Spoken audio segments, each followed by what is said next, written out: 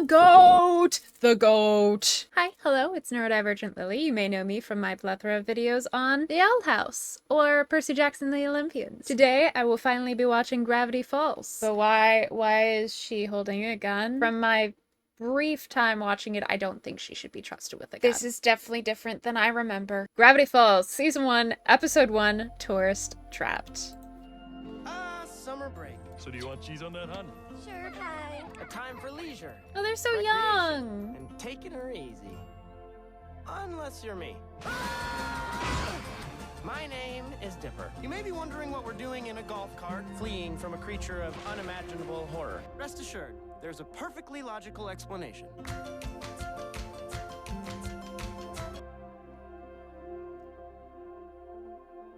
Where do I begin? I love the music. I love the music. It's so fun. It gives me like Owl House vibes, although I guess the Owl House gives me Gravity Falls vibes now because one was clearly before the other. I don't know. So far, I think they're doing a great job of introducing the show and getting you hooked, and most of all, just invoking curiosity, because every good show pilot should do 3 things. Number 1, connect with your audience, and then you get their attention with something, and then you explain how things are going to go in this show. So this is how normal summer vacations go. You know, they connected with their audience, and then they're like, not in Gravity Falls. It's so different in Gravity Falls. And you're like, oh, why would it be different in Gravity Falls? And then they answer that question, but I guess with the rest of the episode. When it comes to introductions, you don't really want to start with a long-winded explanation. You want to cut straight to the action. You almost want to start in the middle so that people get interested. And that's exactly what they did. Emperor's New Groove is famous for doing this. That sort of intro where you start in the middle catches attention because you want to know why there's a talking llama in the rain,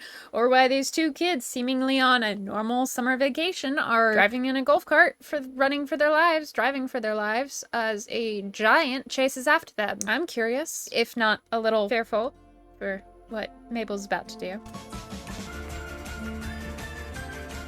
King!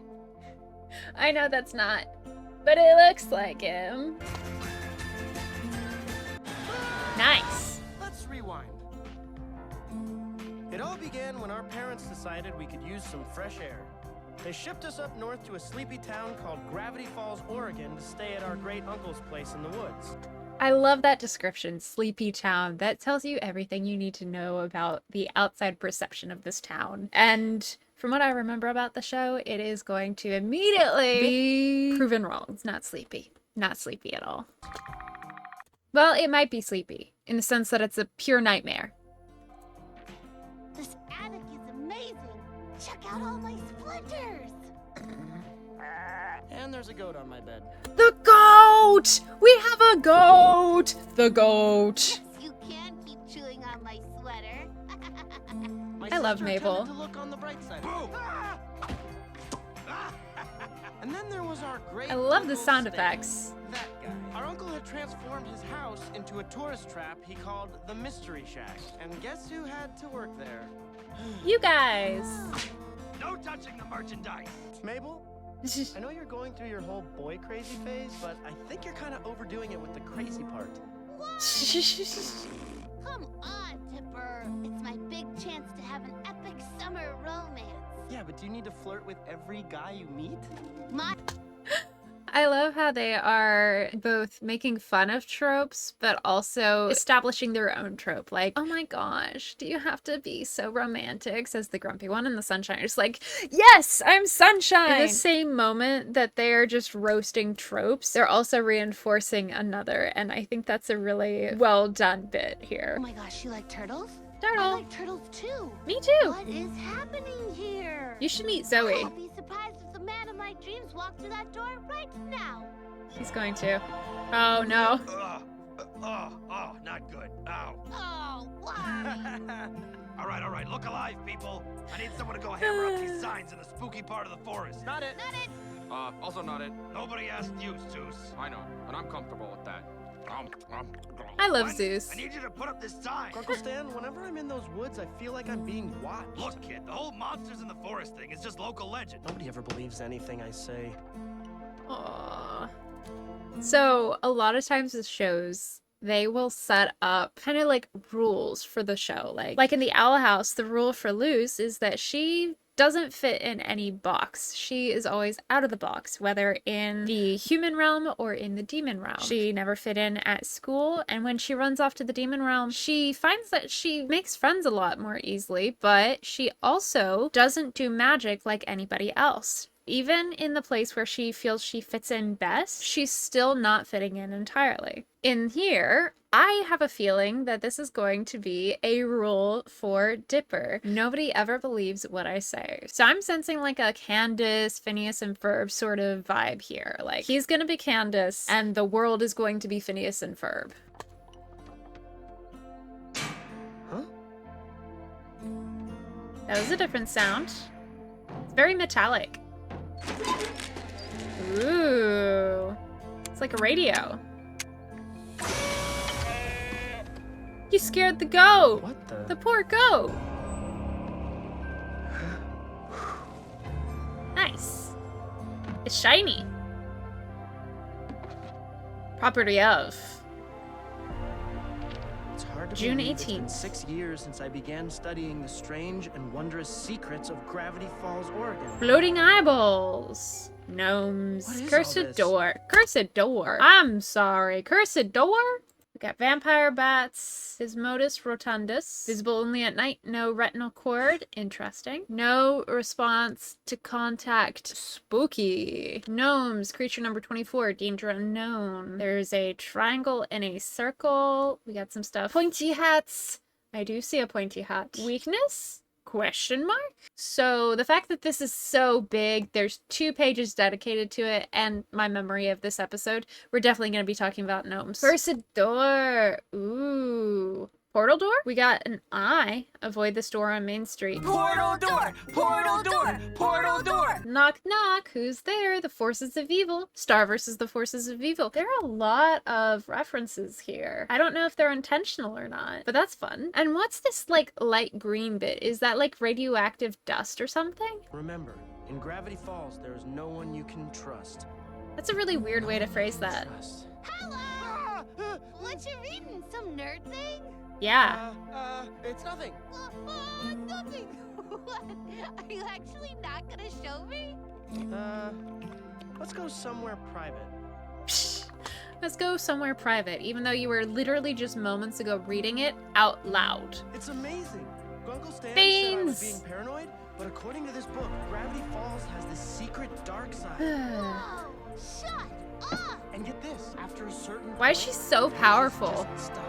Like the guy who was writing it mysteriously disappeared. Who's that? Well, time to spill the beans. Oh, beans. This girl's got a dick. Woo woo! Beans. Let me get this straight. In the Whoop, half hour whoop. I was gone, you already found a boyfriend? What can I say? I guess I'm just irresistible. What can I say?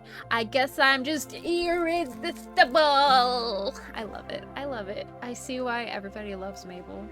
What you reading there, Slick? Oh, I was just catching up on Gold Chains for Old Men magazine. That's a good issue. Hey, family! He totally knows. Hello to my new boyfriend!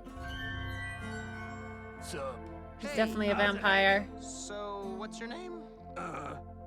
Normal. Man, He means Norman. Are you bleeding, Norman? it's jam. I love jam! Look at this! There was something about Norman that wasn't right. I decided to consult the journal. Just Known something. for their pale skin and Just bad attitudes, something. these creatures are often mistaken for teenagers. Beware, Gravity Falls is nefarious. Sup? Zombie! I thought he was a Somebody vampire say with that teeth. Crombie? What is that, Crombie? Abercrombie. You're losing your mind. No, no, Mabel, watch out! Aww. Daisies? You scallywag. Is my sister really dating a zombie? That's Or so am I just cute. going nuts? It's a dilemma, to be sure. I couldn't help but overhear you talking aloud to yourself in this empty room. Seuss, you've seen Mabel's boyfriend. He's gotta be a I love how zombie, they make right? fun of themselves. How many brains did you see the guy eat? Look, dude, I believe you. I'm always noticing weird stuff in this town. But the mailman? Pretty sure that dude. Interesting. So maybe the rule isn't that nobody will ever believe Dipper. Rather, he thinks nobody believes him. Otherwise, people are gonna think you're a major league cuckoo clock. As always, Zeus, you're right. My wisdom is both a blessing and a curse. So Zeus is always right. I'm starting to question my own interpretations of shows right now. We're just gonna keep on watching. Zeus, the portable toilets are clogged again. I am needed elsewhere. Go, Zeus. Mabel, we've got to talk about Norman. Isn't he the best? Check out this giant smooch mark he gave me. Ah! Gullible. Kissing practice. Turn it off! Turn it off! You think he might be a vampire? That would be so I think so. awesome. Guess again, sister. Shabam! Ah! That's a Wait, gnome. I'm sorry. Shabam! More evidence we're gonna see gnomes in this episode. Zombie, that is not funny, Dipper. Norman and I are going on a date at 5 o'clock, and I'm gonna be adorable, and I'm not gonna let you ruin it with one of your crazy conspiracies. It's not that nobody trusts Dipper. It's Mabel doesn't believe Dipper. Coming! So she's his everything. How do I look? Oh, she's gonna die. Shiny. I don't have any real evidence. I guess I can be kind of paranoid sometimes, and... Wait, what? That's fine. He just has the Owl Beast curse. Go stand, go stand! Fine. Oh my We're alone. gosh. Yes. Alone. Stand! This is the power that music can have. I read a story somewhere where there was art critiques and somebody was like, where is the light coming from? There shouldn't be any light here. Like, we shouldn't be able to see anything. Where is the light coming from? Somebody responds, the same place where the music comes from. And I love that because light and music isn't just a feature you have to consider when you're trying to make a piece look realistic or at least consistent or believable. It's a part of the storytelling. It's inherent to telling the story you want to tell. In this episode, the music is very clearly centered on Dipper's experience of the world. So we're telling Dipper's story. And that's consistent with the rest of this because he's the narrator for the show. It follows his perspective. And when the music plays, like I was saying, it's from his perspective. It's not, you know, happy-go-lucky music or falling in love with Mabel's perspective. It's not like Just another terrible day at Camp Half-Blood where everything's the worst. from Grunkle Stan. It's a lot of horror vibes from Dipper's perspective because that's how he views this place. I just love the layers of storytelling that they're giving the show because it's not really about the animation that makes it a horror thing. You know, they show some really weird stuff, but if it were from Grunkle Stan or Mabel's perspective, it would be the same visuals with all the same creepy stuff. It would just have a different soundtrack and different sound effects. Because to Mabel, it's just another beautiful day. Wendy, I need to borrow the golf cart so I can save my sister from a zombie! Try not to hit any pedestrians. Nice. Dude, it's me. This is for the zombies. Thanks. Nice. And this is in case you see a piñata. Thanks? Better safe than sorry!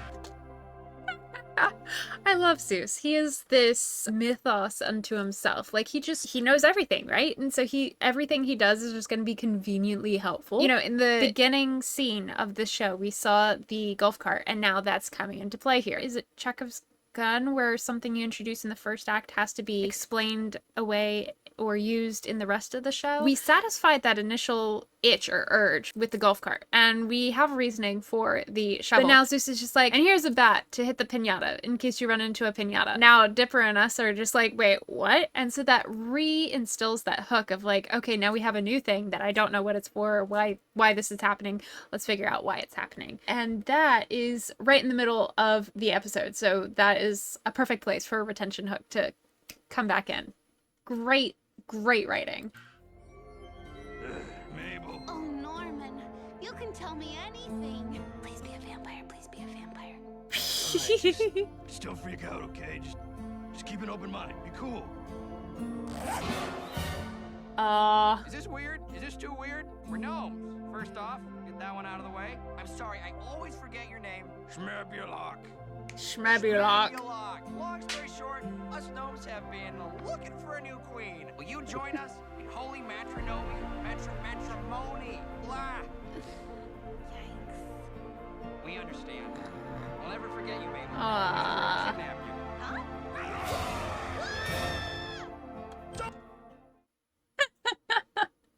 Even though it's from Mabel's perspective, technically we're seeing a situation that Dipper is clearly not there to witness.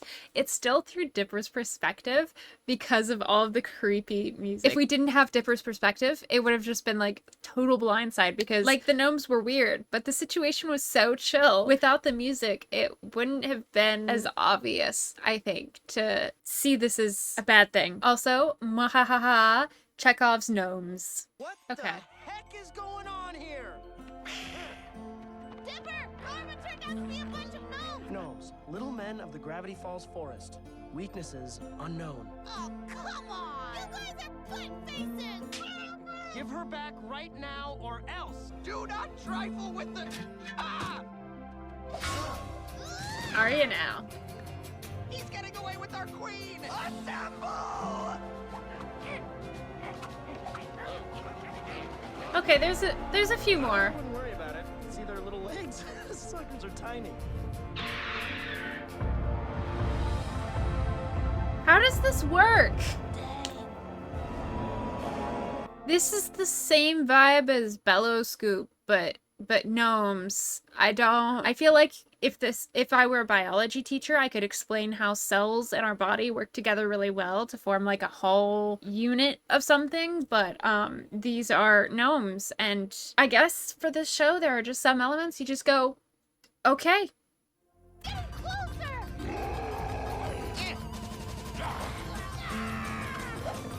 The music is on point.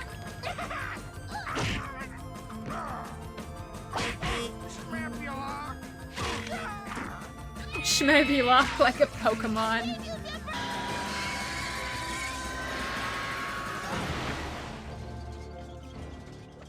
Look at the animation difference. The hue of the colors changed so that it's a darker, more desaturated coloration. That's so cool. Stay back, man!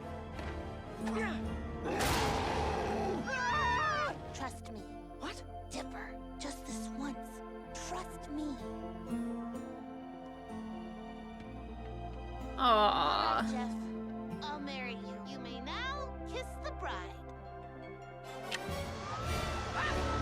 Hey, wait a minute. Yeah. What's going on?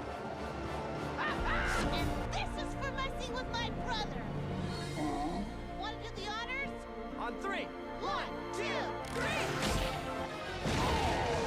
I'll get you back for this! Anyone else want some? Nice.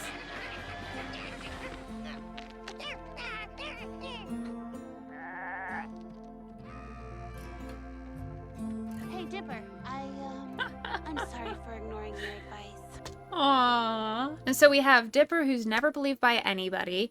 We have Zeus, who knows everything, and so he kind of overrules that. And for the majority of the episode, we didn't know what Mabel's rule was for Gravity Falls. And that's because the episode is from the perspective of Dipper. Mabel's rule is she's never trusted by Dipper. She never believes him, and he never believes in her. Even though Mabel's rule wasn't established until the very end when she confronts him about it, it's still a rule for the entire episode because he's overly protective. And he was right in a sense because she couldn't do it on her own, but she did deserve to have her own agency. Each rule for the characters, Dipper never being believed, Mabel never being believed in, and Zeus knowing everything, those are core traits, key traits of these characters that result in their motives for character development for the rest of the season and show, I imagine. In this episode, those key traits turned into their motives for what they did throughout the episode.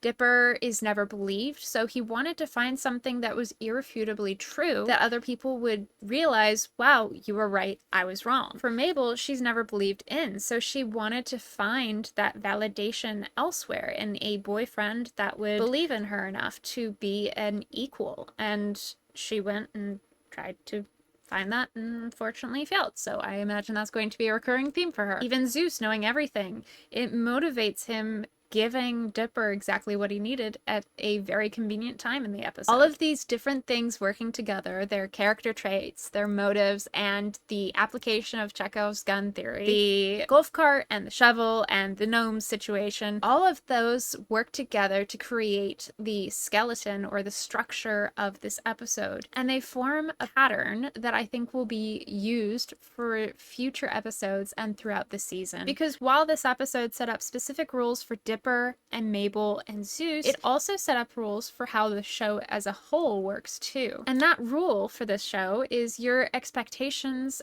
and predictions will always be subverted. No matter the obvious buildup we have towards a certain outcome, there will always be deeper hidden clues to look for to find the outcome that is true for the episode or the show or the season. That is one of my favorite traits about a show, is if you can look at it one time and enjoy it and then watch it again and find some other thing to enjoy about it, watch it again and find something still new to enjoy about that show. That's what I love about shows, and it's very promising for Gravity Falls that I'll enjoy it too. So let's finish out the rest of the episode, see what they do with that bat, because that's still, to my knowledge, not been used yet. So the episode's not concluded yet. You really were just looking out for me.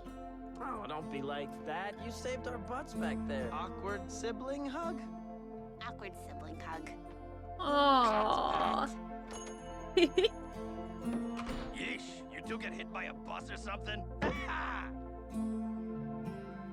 Take one item from the gift shop on the house, you know? Really? What's the catch? The catch is do it before I change my mind. Now take something. This is the hat I always see him Do in. the trick. I will have a grappling hook. Yes. So it wasn't a gun, it was a grappling hook, okay? Grappling hook. Fair enough.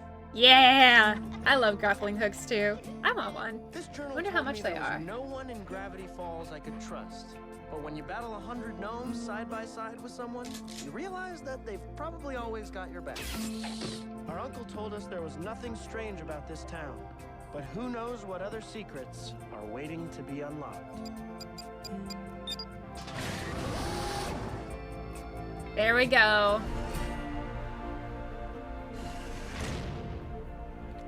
The guy we saw the least about, the one who was just weird Grunkle Stan, the guy that didn't get a lot of showtime, has the biggest secret of all. I hope you enjoyed this first installment in reacting to Gravity Falls. This, of course, was not my first time watching Gravity Falls, but this will be my first time watching the entire series, so that is something to look forward to. Let me know in a comment down below what rules you think I missed from this first episode, or things that I should keep an eye out for in future episodes, and I will chat with you later. Bye, guys! Huge thank you to Justin Umbreon, Mr. Smart75, and ShadowTalon for your monetary support. And special shout out to my gifted members Gilly, Happy New Year, Two Little Elves on the Shelf, Amba The Khan, Axel Redding, Blitz, Blob, bluejaybard, Bunny Official 123, Captain Pengu, Dhruva, Geek of Lego, Handel, Haunted by Hope, Nova, Nuka Nuka, Plover Tech, Rell S, Rosie, TeamspeedxLuffyforlife, and Xavier Lyda.